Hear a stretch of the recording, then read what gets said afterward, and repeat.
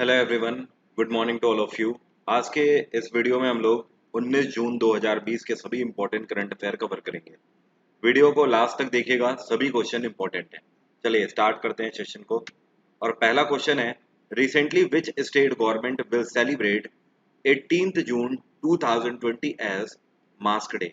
ये कौन सी राज्य सरकार है जिसने अभी हाल ही में 18 जून 2020 को मास्क डे के रूप में मनाया है। कल के दिन मास्क डे के रूप में मनाया है कर्नाटक सरकार ने, ध्यान रखिएगा। कर्नाटक में बी.एस. येदियुरप्पा की सरकार है। इन्होंने एक मार्च निकाला और मास्क पहनकर ये पूरा मार्च निकाला गया, जिसके तहत पूरे कर्नाटका निवासियों से अपील करी गई कि हर कोई सोशल डिस्टेंसिंग का पालन करे और साथ में मास्क हमेशा लगाकर ही घर से बाहर निकले। तो 18 जून को मास्क दिवस के रूप में कर्नाटक ने मनाया अपने राज्य में इसे। यहाँ पे गवर्नर हैं वजुभाई वाला। आंध्र प्रदेश में वाई.एस. जगनमोहन रेड्डी की सरकार है। यहाँ पे गवर्नर हैं बिश्वभूषण हरिचंदन।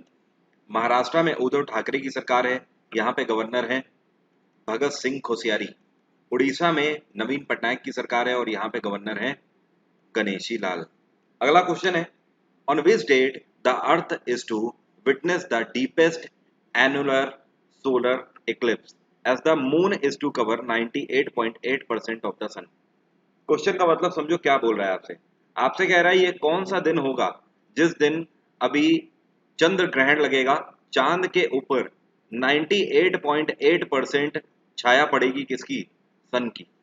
तो जब मून के ऊपर 98.8% तक एक तरीके से शैडो पड़ती है सन की, तो ये कौन सा इक्लिप्स कहलाता है। तो इसी को बोलते हैं एनुलर सोलर इक्लिप्स। तो ये पढ़ने वाला है अब 21 जून 2020 को। ध्यान रखिए 21 जून को योगा डे के रूप में हम लोग मनाते हैं, इंटरनेशनल योगा दिवस।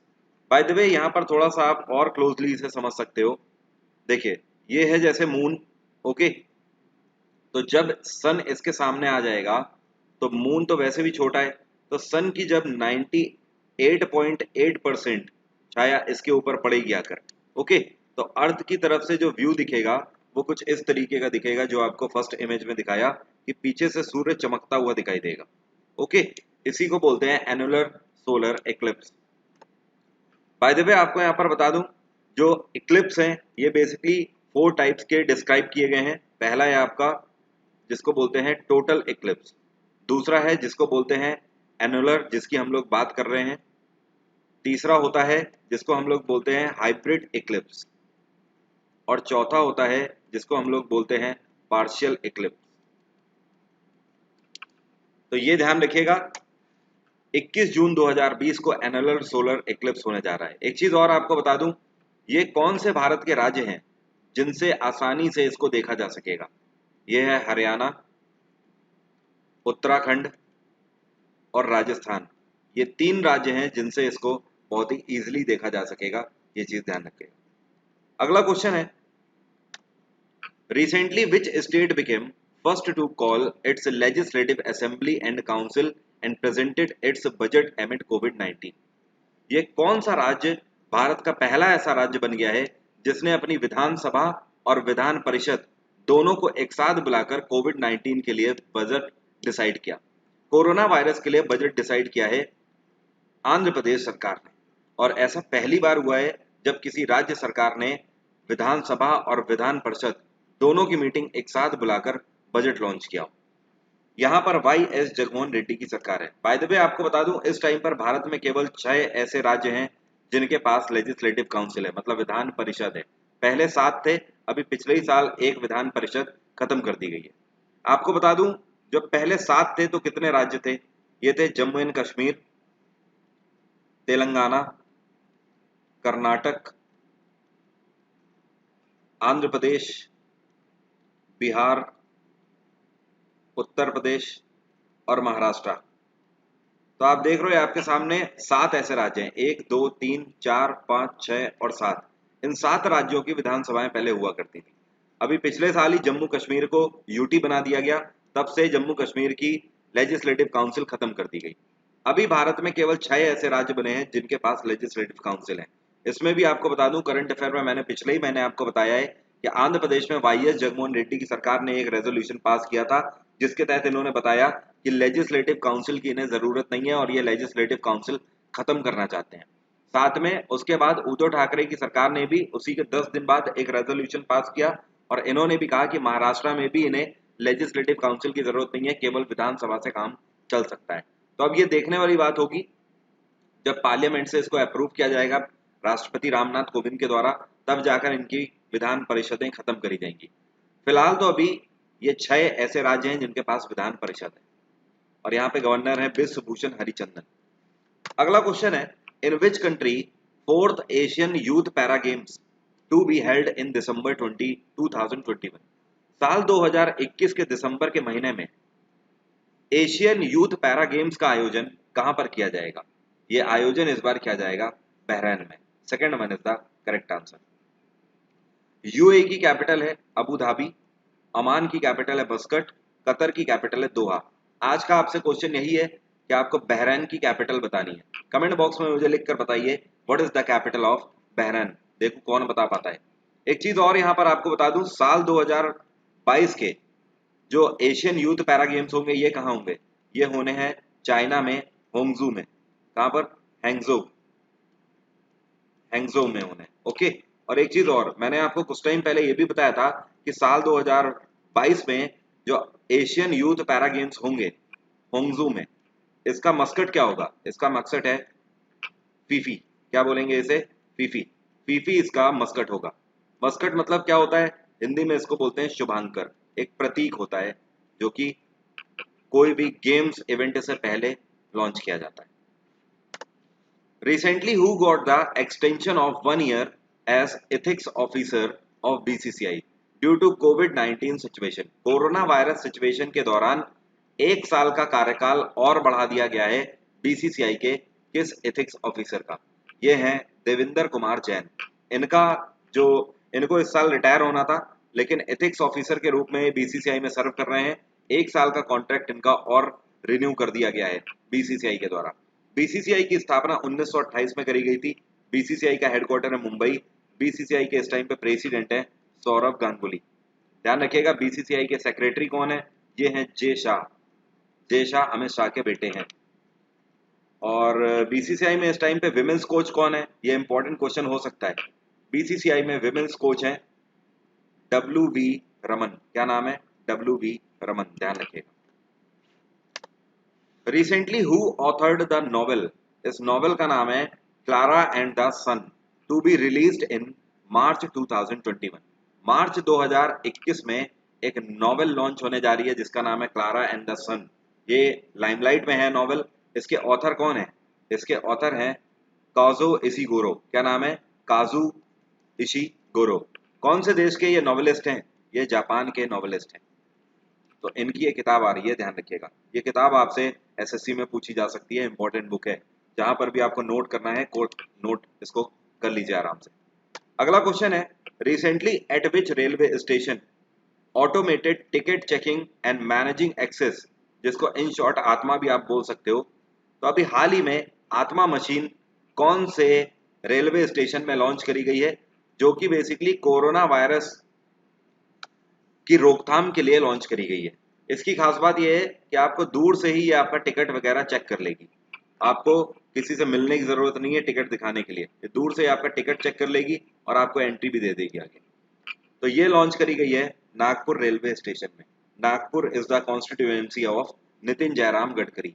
ये नितिन गडकरी की कॉन्स्टिट्यूएंसी है। अगला क्वेश्चन है, recently who has been recommended for Padma Shri award by All India Football Federation? AIFF के द्वारा अभी हाल ही में ये कौन से खिलाड़ी हैं जिनको पद्म श्री अवार्ड के लिए नामित किया गया है? AIFF ने रिकमेंडेशन दी है IM विजयन की। इनका नाम क्या है? IM विजयन। ये भारत के लिए फुटबॉल खेल चुके हैं। इतना ही नहीं, अर्जुन अवार्डी हैं। अर्जुन अवार्ड से इनको सम्मानित किया जा चुका है इससे पहले। और ऑल इंडिया फुटबॉल फेडरेशन की बात करें तो इसका हेडक्वार्टर है नई दिल्ली। नई दिल्ली के द्वारका में है ऑल इंडिया फुटबॉल फेडरेशन का हेडक्वार्टर। इसके प्रेसिडेंट है इस टाइम पे प्रफुल्ल पटेल। मैंने आपको 6 महीने पहले करंट अफेयर में बताया था कि फीफा की तरफ से प्रफुल्ल पटेल को मेंबरशिप दी गई है। तो प्रफुल्ल पटेल फीफा के मेंबर बने हैं। कब तक के लिए? 2023 तक के लिए। फीफा की बात करें तो फीफा का हेडक्वार्टर है ज्यूरिक। फीफा की स्थापना 1904 में करी गई थी। कहां पर करी गई थी? पेरिस में करी गई थी। अगला क्वेश्चन है, recently with which UK based company HDFC Ergo has signed an agreement to jointly launch India's first pay as you fly insurance for drone owners in India। Question का मतलब ध्यान से समझो क्या बोल रहा है आपसे। आपसे कह रहा है इन चारों में से ये कौन सी ब्रिटेन की कंपनी है जिसके साथ HDFC Ergo ने एक पैक्ट साइन किया है, और पहली बार ऐसा भारत में हो रहा है कि ये जो ड्रोन्स है ना, ड्रोन्स के लिए एक इंश्योरेंस पॉलिसी लॉन्च करी गई है। इस पॉलिसी का नाम है पे एज यू फ्लाई। तो पे एज यू फ्लाई इंश्योरेंस आप तब ले सकते हो जब आप ड्रोन के मालिक हो। अगर आप अपना ड्रोन यूज कर रहे हो तो ये बेसिकली आप आपके ड्रोन के लिए पॉलिसी लॉन्च करी गई है। ड्रोन अगर कहीं पर भी हिट हो जाता है तो उसका क्लेम आप ले सकते हो इस कंपनी से, और इस कंपनी का नाम क्या है? ट्रोपोगो लिमिटेड। क्या नाम है? ट्रोपोगो लिमिटेड। तो ट्रोपोगो लिमिटेड और HDFC एर्गो दोनों ने साथ मिलकर pay as you fly insurance launch किया है ड्रोन के लिए। क्योंकि आप लोग देख ही रहे हो, जब से कोविड लॉकडाउन आया है तब से ड्रोन का यूज और ज्यादा बढ़ गया है। जगह जगह पर मेडिसिन पहुंचाने के लिए, सोशल डिस्टेंसिंग का पालन करने के लिए, अभी तो जोमेटो वगैरह भी, जोमेटो और स्विगी भी इसका यूज करने लग गए हैं जगह जगह पर खाना पहुंचाने के लिए, पार्सल देने के लिए। तो अब लोग नहीं जा रहे हैं, ये ड्रोन के थ्रू ही ये सारी फैसिलिटी दे रहे हैं सोशल डिस्टेंसिंग के लिए। तो अब ड्रोन का यूज लगातार भारत में बढ़ता जाएगा। उन सारी चीजों को देखते हुए इस तरीके की पॉलिसी पहली बार लॉन्च करी गई है। HDFC एर्गो की बात करें तो इसको 2002 में स्थापित किया गया था। इसका हेडक्वार्टर है मुंबई, और HDFC एर्गो के इस टाइम पे CEO हैं रितेश कुमार। रितेश कुमार। अगला क्वेश्चन है, recently how much revenue has been generated by Indian railways that carried 4,450 Shramik trains so far and carried 6 million migrant workers. Question का मतलब ये है कि अभी हाल ही में लॉकडाउन हटाने के बाद 4,450 श्रमिक ट्रेन चलाई गई पूरे भारत में इंडियन रेलवेज की तरफ से, जिसकी मदद से 6 मिलियन माइग्रेंट वर्कर्स को उनके घरों में पहुंचाया गया। इसके तहत इंडियन रेलवेज के द्वारा कितना रेवेन्यू जनरेट किया गया? इंडियन रेलवे ने 360 करोड़ रुपए कमाए हैं 4,450 ट्रेनों को चलाकर। और इंडियन रेलवे बोर्ड के चेयरपर्सन इस टाइम पे कौन है? ये हैं विनोद कुमार यादव। इंडियन रेलवे का हेडक्वार्टर है नई दिल्ली। इसकी स्थापना 1853 में करी गई थी लॉर्ड डलहौजी के टाइम पे।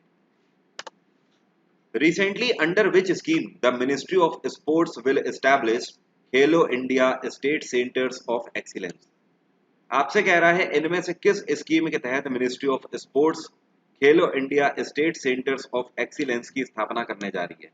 ये इसकी स्थापना करेंगे खेलो इंडिया स्कीम के तहत। First one is the correct answer. ध्यान रखिएगा, इस बार खेलो इंडिया यूथ गेम्स का कौन सा आयोजन किया गया था? तीसरे संस्करण का आयोजन किया गया था। इस बार इसका आयोजन कहाँ किया गया था? गुवाहाटी में इसका आयोजन किया गया था।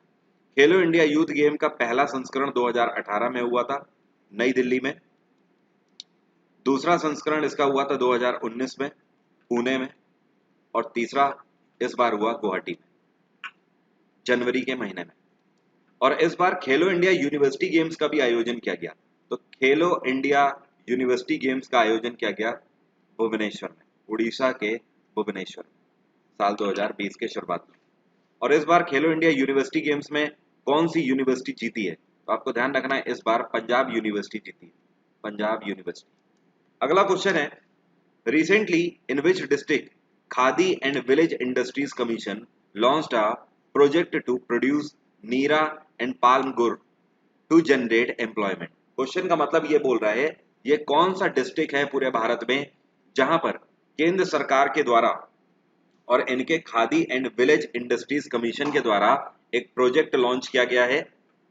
इस प्रोजेक्ट के तहत ये नीरा और पाल्म गुर दोनों के प्रोडक्शन को बढ़ावा देना चाहते हैं। इसके प्रोडक्शन से एम्प्लॉयमेंट जनरेट किया जाएगा, लोगों को नौकरियां मिलेगी। अब सबसे पहले जानो ये नीरा क्या होता है। नीरा कोकोनट से, नारियल से बनने वाला, नारियल के जूस से बनने वाला ये एक ड्रिंक होता है जो कि बहुत ही ज्यादा न्यूट्रिशियस होता है।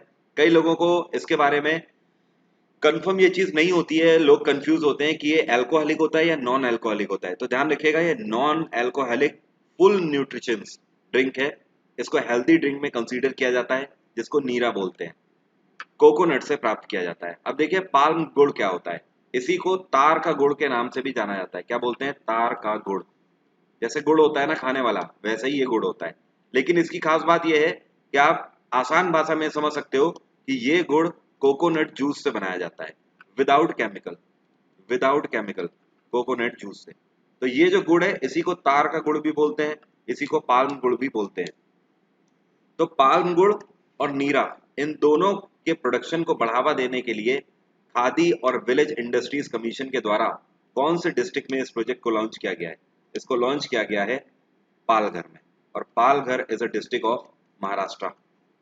महाराष्ट्र। तो अब तो नहीं भूलोगे कि पालघर में नीरा और पाल्म गुड़ दोनों के प्रोडक्शन को बढ़ावा देने के लिए, जिससे कि एम्प्लॉयमेंट जनरेट किया जाएगा, इसको लॉन्च किया गया। अगला क्वेश्चन है, recently which Indian company has become first to sign climate pledge with Amazon to become net zero carbon by the year 2020?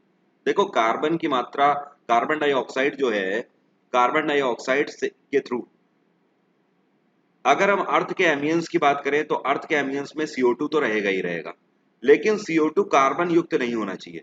CO2 जो है वो प्रॉपरली ग्रीन फॉर्म में होना चाहिए। तो CO2 जो है, CO2 से कार्बन उत्सर्जन करने के लिए, ओके, तो ये कौन सी कंपनी है, भारतीय कंपनी है, जिन्होंने अभी हाल ही में अमेजॉन के साथ पैक्ट साइन किया है, और इनका ये सोचना है, ये इनका टारगेट है कि नेट जीरो कार्बन ये अचीव कर लेंगे साल 2020 तक। ये है Infosys. Second one is the correct answer. Infosys का हेडक्वार्टर है बेंगलोर, विप्रो का हेडक्वार्टर भी बेंगलोर है, HCL का हेडक्वार्टर है नोएडा, एंड टाटा का हेडक्वार्टर है मुंबई। अगला क्वेश्चन है, recently Mahavir Chakra awardee lieutenant general Rajmohan Bohra passed away due to what? अभी हाल ही में सेना के महावीर चक्र अवॉर्डी रह चुके लेफ्टिनेंट जनरल राजमोहन बोहरा का निधन हो गया। किस वजह से इनका निधन हो गया? इनका निधन हो गया कोविड-19 की वजह से। Second one is the correct answer. अगला क्वेश्चन है, रिसेंटली अच्युत काशीनाथ सिनाए उसावकर, इनका अभी हाल ही में निधन हो गया। पूरा नाम इनका क्या है? इनका नाम है अच्युत काशीनाथ सिनाए उसगांवकर। इनका अभी निधन हो गया। ये कौन से राज्य के मिनिस्टर रह चुके हैं? ये गोवा और दमन एंड दीव के मिनिस्टर रह चुके हैं। 97 साल की उम्र में अभी हाल ही में इनका निधन हो गया। तो ये थी बात आज के करंट अफेयर की। वीडियो आपको अच्छा लग रहा है, कुछ सीखने को मिला है, तो वीडियो को लाइक जरूर कर दीजिए। अब बात करते हैं आज के स्टैटिक जीके के क्वेश्चंस की। पहला क्वेश्चन है आज का हमारा, who is the CEO of YouTube? YouTube के CEO इस टाइम पर कौन है? यूट्यूब की CEO है, इनका नाम है सुशांत वोकी। क्या नाम है? सुशांत वोकीकी। अब ये जो सुशांत वोकीकी हैं, साथ में आपको ये भी ध्यान रखना है ये कौन से देश से बिलोंग करती हैं? ये US से बिलोंग करती हैं, अमेरिकन है, और एक महिला है। और यूट्यूब की अगर बात करें तो यूट्यूब की स्थापना साल 2005 में करी गई थी कैलिफोर्निया में। अभी कुछ टाइम पहले करंट अफेयर में एक क्वेश्चन बना था कि ये कौन सा दुनिया का पहला ऐसा यूट्यूब चैनल है जिसके 100 मिलियन सब्सक्राइबर हो गए? ये है टी सीरीज।